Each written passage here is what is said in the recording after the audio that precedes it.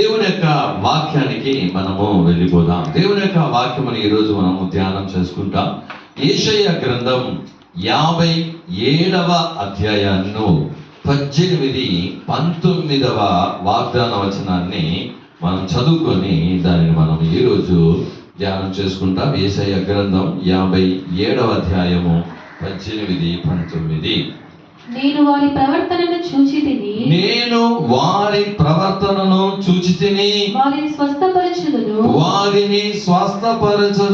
వారిని నడిపింతును, వారిలో దుఃఖించు వారిని ఓదార్చుదును, వారిలో కృతజ్ఞతా బుద్ధి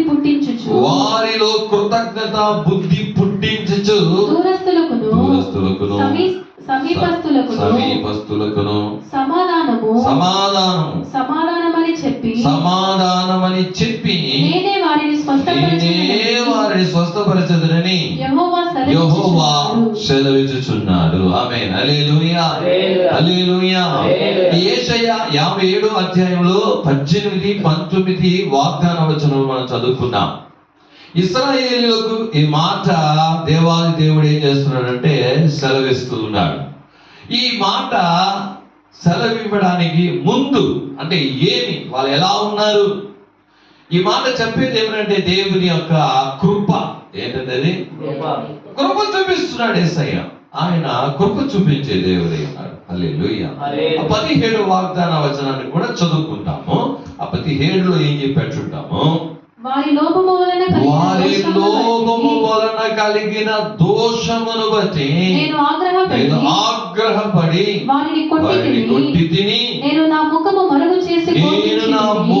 మరుగు చేసుకొని కోపించి తిని వారు తిరగబడి తమకు ఇష్టమైన మార్గమున నడుచుచు వచ్చిరి. హల్లెలూయా.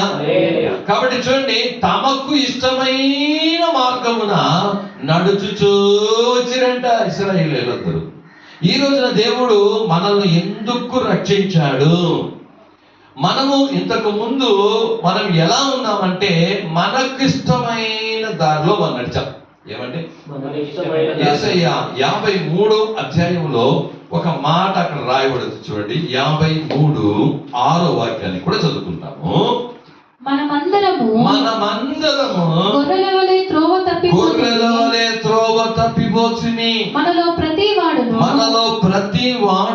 తనకు ఇష్టమైన త్రోవకు తొలగెను. యెహోవా మనందరి దోషమును అతని మీద మోపెను. చూడండి, మనకు ఒక్కొక్కరు ఎవరంట, ప్రతి వాడు తనకిష్టమైన త్రోవలో తొలగిపోయినాడంట. వానికి ఇష్టమైన మార్గంలో వాడు నడుచుకోవడం. కాబట్టి దేవుని జనులారా, దేవుడు మనిషిని సృష్టించిన తర్వాత వాడు నడవవలసిన మార్గాన్ని వానికి చెప్పాడు యేసయ్య. ఈరోజు ఇంతకు ముందు మనము యేసయ్యను అంగీకరించడానికి మునుపు మనకిష్టమైన మార్గంలో మనం నడిచాం. ఎవరికి ఇష్టమైన మార్గంలో, ఎవరికి ఇష్టమైన కార్యంలో నడిచారు. కానీ యేసయ్య మనల్ని ఏం చేశాడంటే అది పాపము. తనకిష్టమైన మార్గంలో నడవడం అన్నది పాపపు కార్యము. దాంట్లో నుండి మనల్ని రక్షించడానికి యేసయ్య శిలువలో తన ప్రాణాలను పెట్టి ఏం చేశాడు? మనల్ని కొనుక్కున్నాడు. మనల్ని ఏం చేస్తున్నాడు?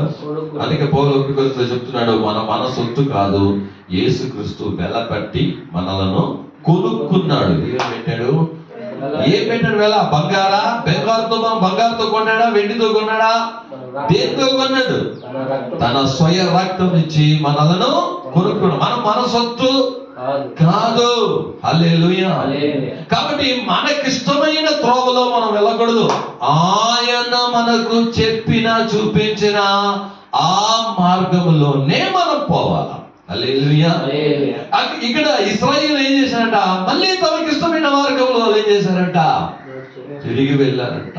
ఇప్పుడు ఆ 18వ వాక్యం చదువు. యేషయా 57:18లో నేను వారి ప్రవర్తనను చూచితిని. హల్లెలూయా. దేవుడు మనల్ని చూచే దేవుడు. ఒక ఆమె చెప్పు. ఏం చేస్తాడు దేవుడు? చూచే దేవుడు. బైబిల్ గ్రంథంలో సెలవిస్తున్నది, ఆయన కంటికి మరుగైన సృష్టి ఏది లేదు అని ఎబ్రీయుల్లో పౌలు చెబుతున్నాడు. ఆయనకు మరుగైన సృష్టి ఏం లేదు, అన్ని తేటగా కనబడుతున్నాయి. ఆయనకు పాతాళం కనబడుతుందంట. ఏం కనబడుతుందంట? పాతాళం కనబడినట్టయితే నీ మనుషుల హృదయం ఎంతో తేటగా ఆయనకు కనబడను కదా. ఆయన మార్గాలు, మన మార్గాలు ఆయనకు బాగా తెలియదు కదా అంటున్నాడు. ఈరోజు ఏం చేస్తున్నాడంటే నీ ప్రవర్తనను చూస్తున్నాడు. ఏం చూస్తున్నాడు యేసయ్య? నువ్వు ఎలా ప్రవర్తిస్తున్నావు? నువ్వు దేవుని యొక్క మార్గాలను, దేవుని తెలుసుకున్నావు, దేవుని మార్గంలో నువ్వు నడుస్తున్నావా? దేవుడు చెప్పినట్టు చేస్తున్నావా? నీ ప్రవర్తనను దేవుడు చూస్తున్నాడు. నీ ప్రవర్తనను దేవుడు చూసి కార్యాలు చేస్తాడు. ఈరోజు మనం ఏమంటుంటారు? మనకు స్వస్థత కావాలా, మనకు విడుదల కావాలా, నాకు ఒక నెమ్మది కావాలా, నాకు ఒక సమాధానం కావాలా, ఇవన్నీ నువ్వు ఎదురు చూస్తున్నావు. మంచిది, హల్లెలూయా. కానీ యేసయ్య నువ్వు దేవుని దగ్గర ఎదురు చూసేది ఇవన్నీ. ఏం కావాలని? ఆశీర్వాదం కావాలా, విడుదల కావాలా, నా బాధలు పోవాలా, నా కన్నీరు పోవాలా. దేవుడు నీ దగ్గర ఎదురు చూసేది ఒకటి ఉందండి. అది నువ్వు చేస్తే ఇవన్నీ దొరుకుతాయి. ఏంటదే? ఆయన ఏం చూస్తున్నాడు నీ దగ్గర? నీ ప్రవర్తనను చూస్తున్నాడు. ఏం చూస్తున్నాడు? నీ ప్రవర్తన ఎలా ఉంది? నువ్వు దేవుని మార్గంలో నడుస్తున్నావా, నీ మార్గంలో నడుస్తున్నావా, నీకు ఇష్టమైన మార్గంలో నడుస్తున్నావా, నీ కార్యంలో నడుస్తున్నావని నీ ప్రవర్తనను దేవుడు చూస్తున్నాడు. మనకందరికి తెలుసు, నినివే పట్టణానికి యోనాను పంపించాడు. వాళ్ళ ప్రవర్తనను చూశాడు. హల్లెలూయా. దేవుడు యోనాకు చెప్పాడు, ఏదో వారు చేసిన పాపము నా దగ్గరకు వచ్చేసింది అయ్యా. ఎక్కడికి వచ్చేసిందంట? పరలోకానికి వెళ్ళిపోయిందంట. వాళ్ళు చేసే పాపం అట్లా పెరిగి పెరిగి పెరిగి ఎక్కడ దాకా పోయిందంట చూడు. అప్పుడు ఎంత పాపం చేసింటారు వాళ్ళు. ఎక్కడికి వెళ్ళిందట?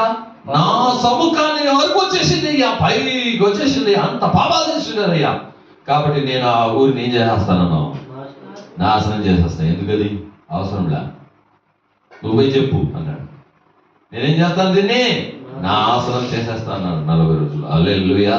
వాళ్ళందరూ ఏం చేశారు? నినివే పట్టణస్థులు ఏం చేశారో? ఉపవాసం ఉన్నారు. ఏం చేశారయ్యా? చెప్పండి. ఉన్నారా? వాళ్ళు మాత్రం ఉన్నారా? వాళ్ళ ఆవులు, మేకలు, వాళ్ళకున్నవన్నిటిని కూడా ఉపవాసం పెట్టారు. వాటికి కూడా ఆహారంలా. అప్పుడు దేవుని దగ్గర మొరపెట్టుకున్నారు, అయ్యా మేము చేసింది పాపమే, మేము చేసింది తప్పే అని వాళ్ళ ప్రవర్తనను మార్చుకున్నారు. వారు వెళ్ళే మార్గాలను మార్చుకున్నారు. హల్లెలూయా. మేము చేసేది తప్పే, మేము వెళ్తున్న మార్గం పాపమే, మేము మీకు భయపడకుండా మేము ఈ లోకంలో జీవిస్తున్నాం. ఎప్పుడైతే వాళ్ళ ప్రవర్తనను మార్చుకున్నాడో దేవుడు కూడా తన ఆలోచనను మార్చుకున్నాడు. హల్లెలూయా. నీవు నీ ప్రవర్తనను మార్చుకుంటే దేవుడు నీ మీద ఉన్న కోపాన్ని, ఆ కార్యాన్ని మార్చేసుకుంటాడు. హల్లెలూయా. వాడిని ఏం చేశాడు? క్షమించాడు. ఏం చేశాడు? 100 సంవత్సరాల తర్వాత ఆ దేశం ఆశీర్వాదకరంగా ఉంది. హల్లెలూయా. కాబట్టి దేవుని జనులారా, నీ ప్రవర్తనను దేవుడు చూస్తున్నాడు. ఏం చూస్తున్నాడండి? నేను వారి ప్రవర్తనను చూసి, ఈరోజు నీకు స్వస్థత కావాలా, దేవుడు ఎలా మేము నడవాలని నడిపింపు కావాలా, దేవునికి సమాధానం, నీకు సమాధానం కావాలా, ఇవన్నీ కూడా నీ ప్రవర్తన మీద ఆధారపడి ఉంది. దేని మీద ఆధారపడి ఉంది? నువ్వు ఎలా ప్రవర్తిస్తున్నావు? నీ ఇష్టంగా నడుస్తున్నావా, నీ మార్గంలో నడుస్తున్నావా, దేవుని మార్గంలో నడుస్తున్నావా అని నువ్వు చూద్దాం. ఆ సామెతల గ్రంథం 3వ అధ్యాయంలో మనం చూసినట్టయితే, ఏమి నీ స్వబుద్ధిని ఆధారము చేసుకొనక అని రాయబడి ఉంది. 5వ అధ్యాయం 5వ వాక్యం, సామెతల గ్రంథం 3:5. నీ స్వబుద్ధిని ఆధారము చేసుకొనక నీ పూర్ణ హృదయముతో యెహోవా యందు నమ్మిక ఉంచుము. 6వ వాక్యం కూడా, నీ ప్రవర్తన అంతటి యందు ఆయన అధికారమునకు ఒప్పుకొనుము, అప్పుడు ఆయన మిత్రులు సరాలము చేయను. హల్లెలూయా. ఇటువంటి అద్భుతమైనటువంటి దేవుడి యొక్క కార్యము ఏంటి అంటే, ఇది నీ స్వబుద్ధిని ఆధారం చేసుకొని నడవద్దు. సొంత బుద్ధి ఉంటుంది కొంతమందికి చదువుకున్నటువంటి బుద్ధి ఉంటాయి. వాటిని పెట్టి వాటిని ప్రకారం నడుచుకుంటారు. నువ్వు నడిచే మార్గం ఏదైనా, ఇది దేవుడు చెప్పిన మార్గమా, ఇది దేవుడు చూపిన మార్గమా, దేవుడు మనలో బైబిల్లో రాసిచ్చిన మార్గంలో నేను వెళ్తున్నానా అన్న దాన్ని ఏం చేయాలా? పరిశోధించి చూడాలా. హల్లెలూయా. హల్లెలూయా. ఇక్కడ చెప్తున్నాడు చూడండి, నీ స్వబుద్ధిని ఆధారం చేసుకొనక నీ పూర్ణ హృదయంతోను యెహోవా యందు నమ్మిక ఉంచు, నీ ప్రవర్తన అంతటి యందు. హల్లెలూయా. హల్లెలూయా. ఏమని చేయాలంట నువ్వు? నీ ప్రవర్తన అంతటితో ఆయన అధికారానికి ఒప్పుకో. ఎవరి అధికారము? దేవుని అధికారానికి ఒప్పుకో. అంటే ఏమంటే నీ ప్రవర్తన ఆయన ప్రభువా ఆయన ఏం చెప్తాడో, ఎలా నడవమంటాడో ఆ కార్యానికి నువ్వు ఒప్పుకొని నువ్వు వెళ్ళాలి. ఆ మార్గంలో వెళ్ళాలి. దేవుడు చూపించిన మార్గంలో నువ్వు వెళ్ళాలి. హల్లెలూయా. హల్లెలూయా. ఆ మార్గంలో ఏం చేయాలి? నువ్వు వెళ్ళాలి. నీ మార్గంలో వెళ్ళకూడదు, నీ స్వబుద్ధి మార్గంలో వెళ్ళకూడదు. మళ్ళీ నువ్వు స్వబుద్ధిలో నడుచుకుంటూ నీ ఇష్టానుసారంగా నువ్వు జీవిస్తూ నాకు స్వస్థత కావాలా, నాకు విడుదల కావాలా, నాకు సమాధానమే లేదు, నాకు నెమ్మది లేదు అంటే ఎడొస్తుంది. నువ్వు దేవుని మార్గంలో నడిచినట్టయితే నీకు స్వస్థత వస్తుంది, సమాధానం వస్తుంది, విడుదల వస్తుంది, అన్నీ దొరుకుతాయి. హల్లెలూయా. హల్లెలూయా. కాబట్టి నీ స్వబుద్ధిని ఏం చేసుకోవద్దు, నువ్వు ఆధారము చేసుకోవద్దు. నీ ప్రవర్తన అంతటిలో ఆయన అధికారానికి ఒప్పుకో. ఆయన అధికారానికి ఏం చేసుకో, నువ్వు ఒప్పుకో. ప్రభువా నీవు నన్ను కొనుక్కున్నావు, నీవు ఏ దారిలో నన్ను వెళ్ళమంటావు ఆ దారిలో నేనేం చేస్తాను, వెళ్తాను అని చెప్పి వెళ్ళాలి. చూడండి ఈ వాక్యం చెబుతుంది, అందుకే 18 వాక్యము 57 నేను వారి ప్రవర్తనను చూచితిని, వారిని స్వస్థపరచుదు. హల్లెలూయా. హల్లెలూయా. నీ ప్రవర్తనే నీకు స్వస్థత తీసుకొస్తుంది. నీ ప్రవర్తనను నువ్వు మార్చుకుంటే నీకు స్వస్థత దేవుడు దయచేస్తాడు. ఏం స్వస్థత అది? ఎలాంటి స్వస్థత అది అంటే శరీరంలో అనేకమైనటువంటి వ్యాధి, శరీరంలో అనేకమైనటువంటి బాధలు దేవుడు ఏం చేస్తాడంటే దానిని స్వస్థపరుస్తాడు. ఎప్పుడు? ఆయన మార్గంలో నువ్వు నడిచినప్పుడు. హల్లెలూయా చెప్పండి. హల్లెలూయా. ఎప్పుడు? ఆయన మార్గంలో. యేషయా 42:16 చదువుదాం. యేషయా 42:16 వాక్యం. వారెరుగు వారిని మార్గమున గుడ్డి వారిని తీసుకొని వచ్చేదను, వారెరుగని త్రోవలలో వారు నడిపిత్తును, వారి ఎదుట చీకటిని వెలుగుగాను వంకర త్రోవలను చక్కగాను చేయుదును. నేను వారిని విడువక ఈ కార్యములు చేయుదును. హల్లెలూయా. అప్పుడు దేవుడు చూపించిన మార్గంలో నువ్వు నడిచినట్టయితే ఆయన నీ మార్గంలో ఉండే చీకటిని వెలుగుగా చేస్తాడు. ఏం చేస్తాడంట? నువ్వు ఏ జీవితంలో నడిచి వెళ్తున్నావో అక్కడ చీకటి ఉందో లేకపోతే ఏముందో దాన్ని మార్చేస్తాడు యేసయ్య. చీకటిని ఎలా మార్చేస్తాడంట? వెలుగుగా మార్చేస్తాడు. వంకర త్రోవలను ఏం చేస్తాడంట? చక్కగా చేసేస్తాడు. హల్లెలూయా. వంకర త్రోవలు నీ దగ్గర, మీ జీవితంలో ఈరోజు దేవుడికి చెప్పినటువంటి మార్గంలో నువ్వు నడిచినట్టయితే దేవుడు నీకేం చెప్పాడు అది నీకేం చెప్పాడు? ఆయన ఏ మార్గంలో నిన్ను వదిలాడు ఆ మార్గంలో ఏం చేయి, నువ్వు వెళ్ళు. ఒకవేళ ఆ మార్గంలో నీకు, అందుకే బైబిల్ గ్రంథం తెలుపుతుంది 2 మార్గాలు. ఏమి? 2. ఒకటి విశాలమైన మార్గం, ఇంకొకటి ఇరుకు మార్గం. 2 మార్గాలు. ఒకటి విశాలమైన మార్గం, దాంట్లో చాలా మంది వెళ్తారు. ఇరుకు మార్గం ఏమది? దాంట్లో వెళ్ళే వాళ్ళు కొద్ది మంది. ఈ విశాలమైన మార్గంలో వెళ్ళే వారికి ఒక ముగింపు ఉంది, కానీ ఇరుకు మార్గంలో వెళ్ళే వాళ్ళకి కూడా ఒక ముగింపు ఉంది. అంటే విశాలమైన మార్గంలో వెళ్ళే వారి యొక్క ముగింపు ఏదంటే నరకం, కానీ ఈ యొక్క ఇరుకు ద్వారమున వెళ్ళే వారికి ఒక ముగింపు కూడా ఉంది, అది పరలోకం. అంటే ఇరుకు అంటే ఏమి? కష్టం, కన్నీరు, పోరాటాలు వస్తాయి. హల్లెలూయా. అందుకే యేసు చెప్పాడు, తన శిలువను మోసుకుని నన్ను వెంబడింపని వాడు నా శిష్యుడు కానేరుడు. ఒకటి దేవుని నువ్వు తీసుకుని దేవుని దగ్గర వచ్చినట్టయితే నీకని ఒక శిలువ ఉంది. ఏముందండి? నీకని ఒక శిలువ, దాన్ని నువ్వుదా మోయాలి, మోసుకుంటూ రావాల్సింది. హల్లెలూయా. ఒక ఆమె చెప్పిందంట యేసయ్య దగ్గర, యేసయ్యా నేను ఈ శిలువ మోయలేనయ్యా, నాకు వేరే శిలువ ఇవ్వమని అడిగిందంట. హల్లెలూయా. ఒక సేవకుడు చెప్పాడు, ఆ సరే రామా అని చెప్పి ఒక పెద్ద గదిలో తీసుకుపోతే చాలా సిలువలు ఉన్నాయంట. పెద్ద పెద్ద సిలువలు, బంగారుతో చేసిన సిలువలు, వెండితో చేసిన సిలువలు, చెక్కతో చేసి చిన్నది పెద్దది పెద్దది పెద్దది పెద్దది అని చెప్పి నువ్వు దిప్పి పెట్టేసి నీకు ఏది కావాలి ఎత్తుకోమా అన్నట. హల్లెలూయా. ఈమె ఆ మోస్తున్న సిలువ దిప్పి పెట్టేసి అన్ని ఏం చేసిందంట, ఎత్తి చూసిందంట. ఎత్తి చిన్నదిగా ఉంది, దాన్ని ఎత్తే దాని వల్ల ఆమె వల్ల ఏం చేయలేదంట, ఎత్తనే కాలేదంట. ఇట్లా ఒక్కొక్కటి చూసుకొని ఓ ఈ సిలువ బాగుంది, ఇదైతే లేస్గా ఉంటుంది అనుకుంటే ఎత్తి చూసిందంట, కుదరలేదంట. వెతికి ఆడొచ్చి సిలువ ఎత్తి ఈ సిలువ ఎత్తేదానికి ఉంది, ఇది ఎత్తుకుంటాననిందంట. ఇందాక మోసుకొని వచ్చింది అదే సిలువ తల్లి, నువ్వు పెట్టింది కూడా అదే సిలువ అన్నంట. హల్లెలూయా. నువ్వు ఏది మోయగలుగుతావో అదిదా యేసయ్య నీ మీద ఏం చేసినాడో పెట్టాడయ్యా. హల్లెలూయా. మిగతా నువ్వు మొయ్యలేవని ఆయన తెలుసు, నువ్వు ఎంత మోస్తావో ఆయన తెలుసు, అదే నీ మీద పెట్టాడు. ఆ సిలువను మోస్తూ ఆయన వెంబడించరా. హల్లెలూయా. ఆ మార్గంలో రా, అది ఇరుకు మార్గమే, కానీ ఆ మార్గంలో నువ్వు నడిచినట్టయితే ఏం జరుగుతుందంటే ఇందాక చెప్పాము ఆ 42:16 మనం చూసినట్టయితే, ఆ మార్గంలో నువ్వు నడిచి వచ్చినట్టయితే వంకర కార్యాలను సరి చేస్తాను. హల్లెలూయా. అవన్నీ కూడా ఏమైపోతాయంట, సరి అయిపోతుంది. చీకటివి వెలుగైపోతాయి. హల్లెలూయా. చీకటి కార్యాలన్నీ వెలుగైపోతుంది. చూద్దాం 48:17 వాక్యము, యెషయా గ్రంథం 48:17 కూడా ఒక మాట రాయబడింది. నీ విమోచకుడును ఇశ్రాయేలు పరిశుద్ధ దేవుడనైన యెహోవా ఇలాగ సెలవిచ్చుచున్నాడు, నీకు ప్రయోజనము కలుగునట్లు నీ దేవుడైన యెహోవానగు నేనే నీకు ఉపదేశము చేసేదను, నీవు నడవవలసిన త్రోవను నిన్ను నడిపించెదను. చూసినావా? హల్లెలూయా.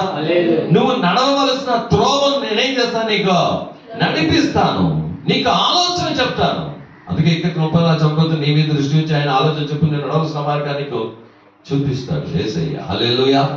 కాబట్టి నువ్వు నీకు ఇష్టం వచ్చిన మార్గంలో నడవద్దు. ఇది చేస్తే బాగున్నా, అటు చేస్తే బాగున్నా, సరే ఇటు చేద్దాం, అటు చేద్దామని నీ మనసులో నీ హృదయంలో ఎన్నో ఆలోచనలు వస్తాయి. దాన్ని వెంబడించమాక. హల్లెలూయా.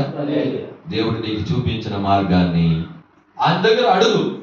నేను ఎటు పోవాలా, నేనేం చెయ్యాలా, ఏ మార్గంలో వెళ్ళాలి యేసయ్యా అని చెప్తే ఆయన చూపించే మార్గంలో నువ్వేం చెయ్యి, వెళ్ళు. ఆయన నీకు ఆలోచన చెప్తాడు. ప్రార్థన చేయి, ఆలోచన చెప్తాడు, దాని ప్రకారం అడుగు. అప్పుడు చీకటి వెలుగుగా మారుతుంది. అప్పుడు నీ వంకతో చక్కగా మారుతాయి. దేవుడిచ్చినటువంటి ఆలోచనలు ఎలా ఉంటుందని ఇందాక మనం ఏం చూసుకున్నాం. నీకు ప్రయోజనము కలుగునట్లు ఆయన నడిపించే మార్గంలో ఎవరికి ప్రయోజనం వస్తుంది? నీకు ప్రయోజనం వస్తుంది. నువ్వు నడిచే మార్గంలో నీకు నష్టం వస్తుంది. హల్లెలూయా. నీవై నీ బుద్ధిపూర్వకంగా నడిచే మార్గంలో ఏమొస్తుంది? నష్టం, వేదన, దుఃఖము, కన్నీరు, పోరాటం, అవమానం, నిందలు. కానీ దేవుడు చూపించే మార్గంలో ఏమున్నాయంట? చీకటి వెలుగుగా మారిపోతుంది, వంకర మార్గాలు చక్కగా అయిపోతాయి. ఆ మార్గంలో నువ్వు నడుచుకుంటే నీకు దేవుడు నీకు అది ప్రయోజనకరంగా మారుస్తాడు. హల్లెలూయా చెప్పండి. మోసే ఐగుప్తు దేశంలోకి వెళ్ళాడు. ఐగుప్తు దేశంలో ఇశ్రాయేలు జనులందరూ విడిపించి తీసుకొచ్చాడు. బయటకు వచ్చిన తర్వాత ఎటు పోవాలా? కానానుకు 2 దారులు ఉన్నాయి. అక్కడ 2 దారులు. హల్లెలూయా. ఏమే 2 దారులు. ఈ పక్క పోతే ఎర్ర సముద్రం వస్తుంది, చాలా దూరం. ఈ పక్క పోతే చాలా దగ్గర.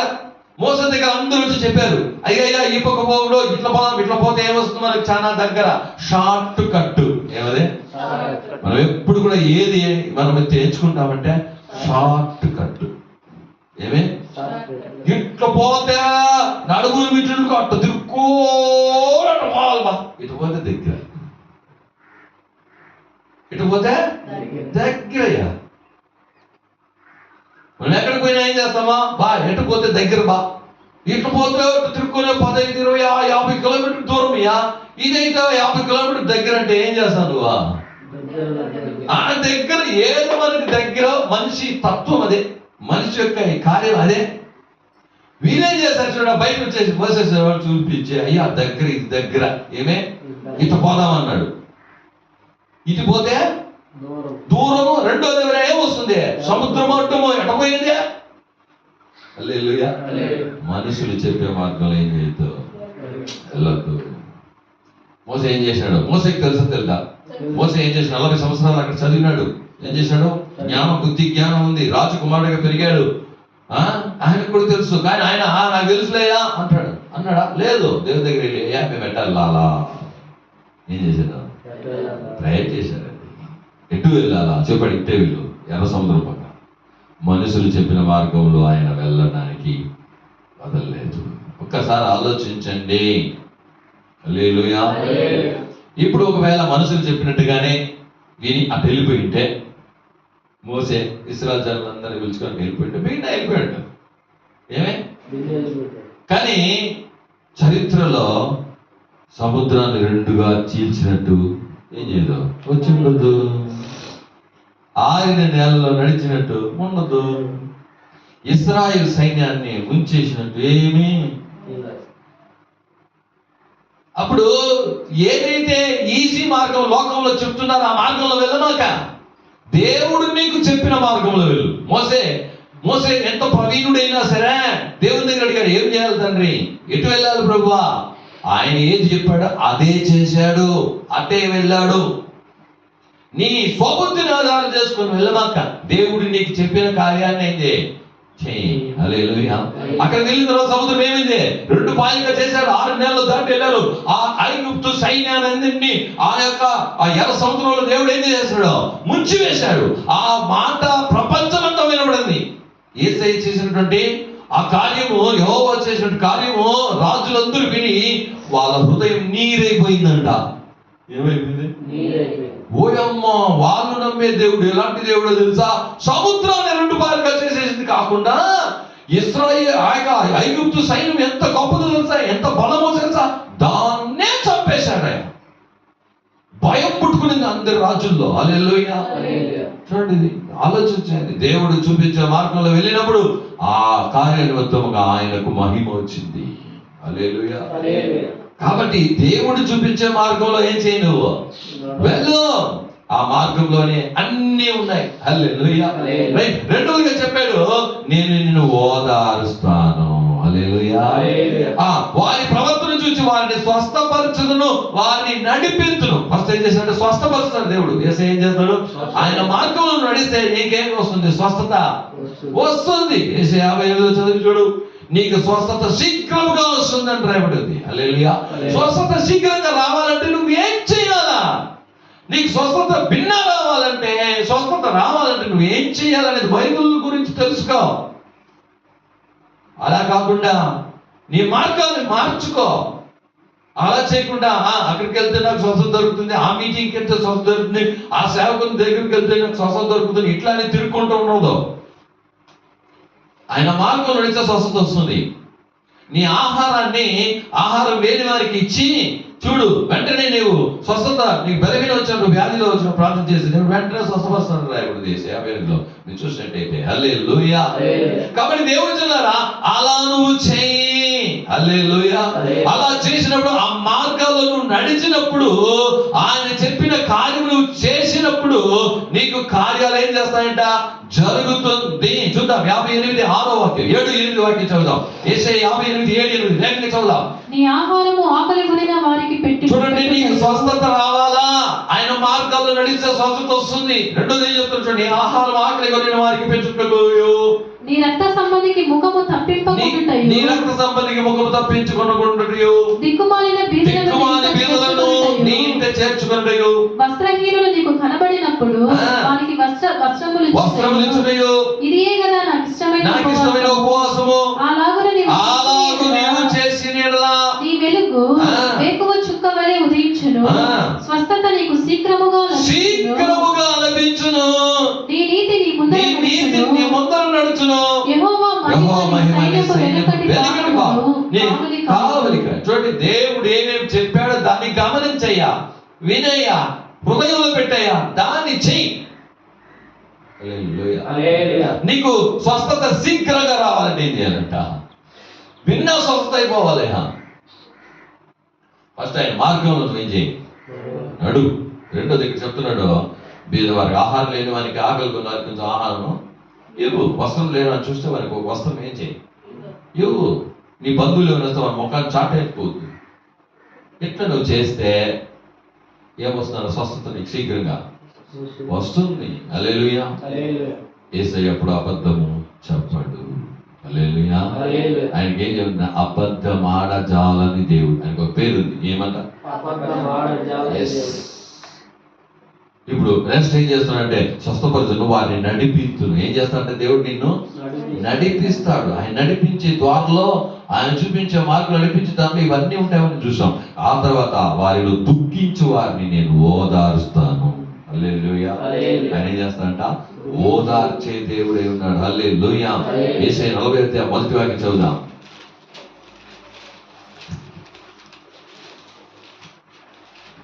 మీ దేవుడు సెలవిచ్చిన మాట ఏదనగా, నా జనులను ఓదార్చుడి, యెరూషలేముతో ప్రేమగా మాట్లాడుడి. ఆమె యుద్ధకాలము సమాప్తమాయెను, ఆమె దోష రుణము తీర్చబడెను. యెహోవా చేతి వలన ఆమె తన సమస్త పాపముల నిమిత్తము రెండింతలు పొందెనను సమాచారము ఆమెకు ప్రకటించుడి. ఆమేన్. హల్లెలూయా. కాబట్టి యెరూషలేములో వాళ్ళు ఏం చేయబడతారంట? వాళ్ళు ఆ దుఃఖంలో నుండి వాళ్ళకు ఒక మంచి ఓదార్పు వస్తుంది. హల్లెలూయా. నీకు ఓదార్పు ఎక్కడ వస్తుందంటే ఆలయంలోనే, ఎక్కడో కాదు, బయట కాదు. నాకు ఒక ఓదార్పు కావాలయ్యా, నాకు ఒక దుఃఖంలో ఓదార్పు చెప్పి ఓదార్పు ఎక్కడ దొరుకుతుందంటే దేవుని ఆలయములో. హల్లెలూయా. నా జనులను ఆలయంలో తీసుకొచ్చే వాళ్ళని నేను ఓదారుస్తాను. ఏం చేస్తాను? ఓదారుస్తాను అని చెప్తున్నాడు దేవుడు. కాబట్టి 49:13 వాక్యం కూడా చదువుతాం. యేశాయ 49:13 వాక్యంలో. కాబట్టి ఓదార్చబడుతాడు దేవుడు. ఈరోజు ఆయన మార్గంలో నడిస్తే నీ కార్యం ఏదైనా దేవుడు నిన్ను ఓదారుస్తాడు. శ్రమనందున తన జనుల యందు జాలిపడి యెహోవా తన జనులను ఓదార్చి ఉన్నాడు. చూడండి, జాలిపడే దేవుడు. యేసయ్య ఎలాంటి దేవుడు అండి? జాలి గల దేవుడు. హల్లెలూయా. పాట కూడా పాడతాం. జాలి గల దైవమా యేసయ్యా, నిన్ను మనసారా స్తుతింతు స్తోత్రితు. నీవే దేవుడు సర్వశక్తుడు, నీవే దేవుడు సర్వశక్తుడు. నీ జాలికి హద్దులు లేవు, నీ ప్రేమకు కొలతలు లేవు. నీ జాలికి హద్దులు లేవు, నీ ప్రేమకు కొలతలు లేవు. అవి ప్రతిదినము కొత్తగా నుండు. జాలి గల దేవుడు యేసయ్య. హల్లెలూయా. కాబట్టి దేవుడు నేనేం చేస్తానంటే ఓదార్చే దేవుడు. యోబు గ్రంథం 29:25 వాక్యంలో మనం చదువుకుంటే, యోబు గ్రంథం 29:25. నేను వారికి పెద్దనై కూర్చుండి వారి మార్గములను ఏర్పరిచితిని. సేనలో రాజవలెను దుఃఖించు వారిని ఓదార్చువారుగా నేనుంటిని. హల్లెలూయా. దుఃఖించే వారిని ఏం చేశాడంట? ఆయన ఓదార్చేవాడుగా ఆయన ఉన్నాడు అని కీర్తనలు 94లో 19వ వాక్యంలో నువ్వు చదివినట్టయితే, నువ్వు ఆయన మార్గాల్లో నడిస్తున్నట్టయితే నీకు ఒక ఓదార్పు వస్తుందయ్యా. చూద్దాం. 94:19. నా అంతరంగమందు విచారములు హెచ్చగా నీ గొప్ప ఆదరణ నా ప్రాణములకు నెమ్మది కలుగజేయుచున్నది. హల్లెలూయా. చాలా మంది వాళ్ళు అంతరంగంలో విచారం ఎక్కువైపోయిందంట. హల్లెలూయా. దాని గురించి విచారించడం, ఇదేం జరగలేదు, ఇదేం కారణం, ఎప్పుడు చూసినా దాని గురించి ఏం చేస్తుంటారు? ఆలోచన హెచ్చగా అయిపోయిందా? దేవుని యొక్క మార్గంలో నడువు. ఆయన గొప్ప ఆదరణ నీ ప్రాణాన్ని ఏం చేస్తుందంట? నెమ్మది కలుగజేస్తుంది. హల్లెలూయా. నీకు నెమ్మది కావాలంటే ఆయన మార్గంలో నడిచినప్పుడు, ఆయన ఆలయంలో వచ్చినప్పుడు నీకు ఒక నెమ్మదిని వేసి ఏం చేస్తారంటే ఇస్తాడు. హల్లెలూయా. కాబట్టి ఆయనే మనల్ని ఓదార్చాడు. యేసయ్య 51:12 వాక్యం చదివినప్పుడు 51:12 యేసయ్య నేనే మిమ్మల్ని ఓదార్చువాడను. చనిపోవు నరునికి తృణమాత్రుడగు నరునికి ఎందుకు భయపడదు? హల్లెలూయా. మనుషునికి ఎందుకు భయపడతా? నేనేం చేస్తాను? ఓదార్స్తాను. ఆయనే మనల్ని ఓదార్చే దేవుడు. హల్లెలూయా. మనుషులకు ఎందుకు భయపడతా? మనుషులు ఏం చేయగలుగుతారు? ఈ రోజు రేపు ఉండరు వాళ్ళు. హల్లెలూయా. మనుషులకు భయపడి మనుషుల వలన ఒకవేళ మనం వేదన కలిగిందా, దుఃఖం వచ్చేసిందా, భయపడవద్దు, నేను ఓదార్పు. అందుకే యేశాయ 66:13 చెప్పి, ఒక తల్లి వారిని ఆదరించినట్లు నేను యెరూషలేములో వారిని నేనేం చేస్తానంట? ఆదరిస్తాను. ఎక్కడ ఆదరణ అంటే ఆలయంలోనే. నీకు బయట ఎక్కడ ఆదరణ దొరకదు. బయట ఎక్కడ నీకు నెమ్మది దొరకదు. నెమ్మది కావాలి నువ్వు ఎక్కడెక్కడికి వెళ్ళినా, నువ్వు టూర్కి వెళ్ళినా, అక్కడికి వెళ్ళినా, ఇక్కడికి వెళ్ళినా ఎక్కడ దొరకదు నీకు. దేవుని ఆలయంలోనే, దేవుని మార్గంలోనే నీకు ఒక నెమ్మది, నీకు ఒక ఆదరణ కలుగుతుంది. హల్లెలూయా. ఆ తర్వాత చెప్పాడు, ఆ యేసయ్యకు వచ్చేద్దాం, వారిలో కృతజ్ఞత బుద్ధి పుట్టించుదను. ఏం చేస్తాడంటే దేవుడు, ఈ రోజుల్లో చాలా మందికి కృతజ్ఞత లేదు. ఏం లేదు, దేవుడు ఎన్నో మేలు చేసినాడు, చేస్తున్నాడు, కృతజ్ఞత లేదు వాళ్ళకు. ఏం లేదు. ఏసే దగ్గర 10 మంది కుష్ఠరోగులు వచ్చారు. ఎంతమంది వచ్చారండి? 10 రోజులు వచ్చి దేవుని మొరపెట్టాను, అయ్యా మమ్మల్ని కరుణించండి అయ్యా, మమ్మల్ని స్వస్థపరచండి అయ్యా అని పెట్టుకున్నారు. ఆ కాలంలో కుష్ఠరోగి వ్యాధి అంటే ఎట్లాంటి వ్యాధి అది? ఈ ఊరు లోపల రాకూడదు, పులి మీద దాటి లోపల రాకూడదు. వస్తే ఏం చేస్తారు చూడ, రాళ్ళతో కొట్టే చంపేస్తారు, వాళ్ళే చంపేస్తారు. ఎందుకో అది ఇంకొకరికి ఏం చేస్తుంది, అంటు వ్యాధి. అట్లాంటి భయంకరమైన కుష్ఠరోగి. వాళ్ళకందరికీ ఒక గుహలాగా పెట్టేస్తారు, అక్కడనే ఉండాలి వాళ్ళు. కుష్ఠరోగి వస్తే అక్కడ ఎత్తుకు వదిలేసి వచ్చేస్తారు.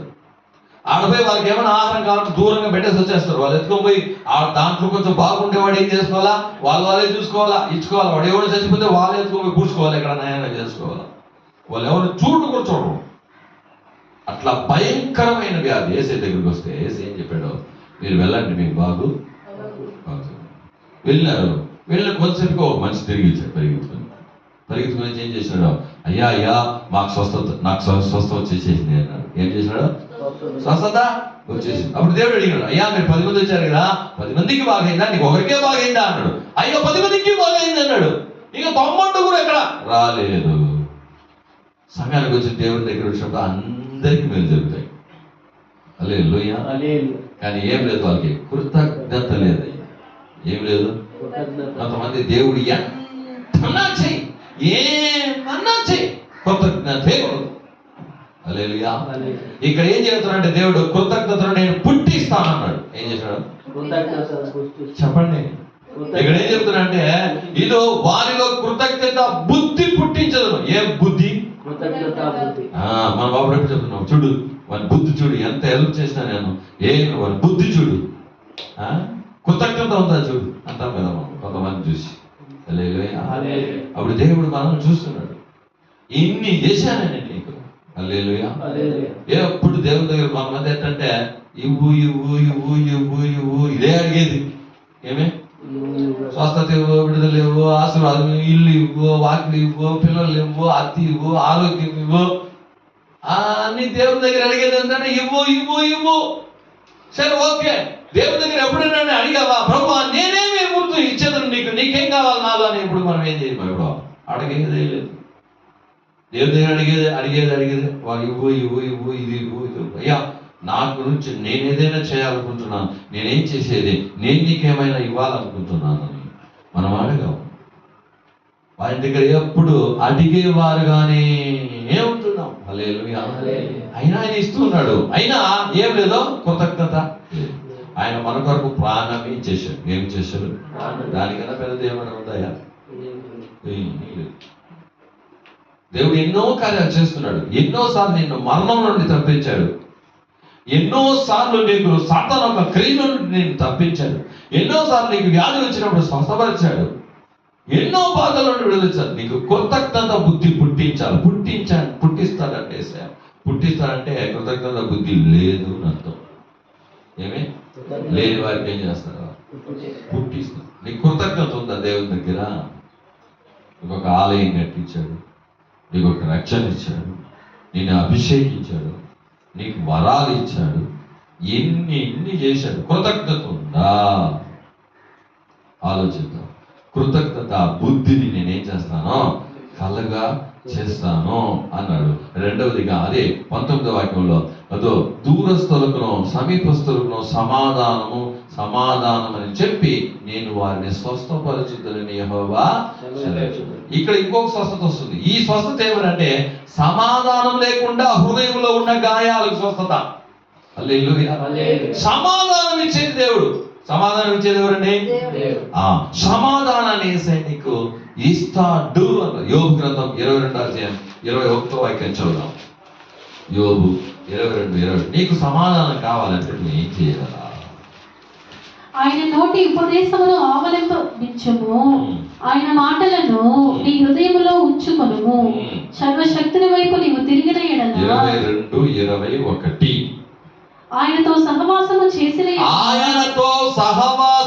చేసిన ఎడల నీకు సమాధానము కలుగును, నీకు సమాధానము కలుగును, అలాగున నీకు మేలు కలుగును. ఆమేన్. ఒక ఆమేన్ చెప్తామా?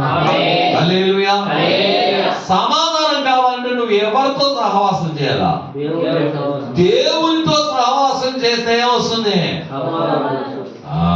నువ్వు దేవుణ్ణి వదిలేసి లోకస్తులతో ఎవరెవరితోనో సహవాసం చేసుకుని సమాధానం లేదంటే దేవునితో సహవాసం చేయి. ఆయన సముఖంలో కూర్చొని ప్రార్థన చేయి. సముఖంలో రా. నువ్వు ఆయనతో సహవాసం చేస్తే నీకు సమాధానం వస్తుంది, మేలు వస్తుంది. హల్లెలూయా. సమాధానంతో కూడా వస్తుంది. ఎందుకంటే ఆయన సమాధాన కర్త అన్నారు. ఆయన ఎవరండి? హల్లెలూయా. అప్పుడు సమాధానం కావాలంటే ఎవరితో సహవాసం చేయాలి? దేవుడితో ఎట్లా సహవాసం చేసేది?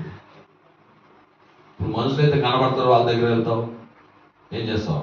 సహవాసం అంటే ఏమి? సహవాసం అంటే ఏమి? వాళ్ళతో కూడా ఎప్పుడు బెస్ట్ ఫ్రెండ్స్ ఉంటారు. పిల్లలు ఫ్రెండ్స్, వాళ్ళ ఫ్రెండ్స్ అంటే ఏమి? బెస్ట్ ఫ్రెండ్ అంటే ఫ్రెండ్లు ఉంటారు, బెస్ట్ ఫ్రెండ్ ఉంటారు, డియరెస్ట్ ఫ్రెండ్ ఉంటారు, ప్రాణ స్నేహితులు. ఇట్లా అంటుంటారు వాళ్ళు స్నేహితులు, ప్రాణ స్నేహితులు. ప్రాణ స్నేహితులు అంటే ఏమిటో వారు మాట్లాడకుండా ఒకరోజు కూడా ఉండలేదు. హల్లెలూయా. బోట్ల మీద బోట్లు చేస్తానంటే మాట్లాడతలేదు, గంటల తరబడి మాట్లాడుతుంటారు. ఏమయ్యా? Dearest friend. హల్లెలూయా. మేమంతా చిన్నప్పుడు ఆ కాలంలో అంతా సెల్ ఫోన్లు ఏం లేదు కదా. ఆ కాలంలో ఫ్రెండ్స్ ఉంటారు. ఫ్రెండ్స్ దగ్గర పోయి అక్కడ మా ఊర్లో చిన్న గుండు దాని మీద కూర్చుంటాం, ఇద్దరు మాట్లాడుతూనే ఉండిపోతాం. మా అమ్మ అరుసు, ఒరే ఎంతసేపు అయినా పోయి ఏమైనా మాట్లాడతారా? మాట టైం పోయేదో తెలియదు. ఆ ఫ్రెండ్స్ దగ్గర మాట్లాడుతూ ఉంటే. హల్లెలూయా. దేవునితో నువ్వు సహవాసం ఉంది అంటే దేవునితో మాట్లాడటం అంటే ప్రేమ చేయడం, స్తుతించడం, బైబిల్ చదవడం. ఇది చేస్తే నీకేమొస్తుంది? సమాధానము, మేలు. ఏమొస్తాయి? నాకు సమాధానమే లేదు అనుకున్నా నువ్వు ఊరంతా తిరుగుకుని ఎవరెవరితోనో పనికిరాని వాళ్ళతో పనికిరాని మాటలంతా మాట్లాడుకుని ఏడొస్తుంది సమాధానం, ఉన్న సమాధానం పుడుస్తుంది. ఎవరితో సహవాసం చేయాలి? ఎవరితో సహవాసం చేయాలి? సహవాసం చేయవస్తుంది నీకు. చివరిగా యేషయ్యా 26:12.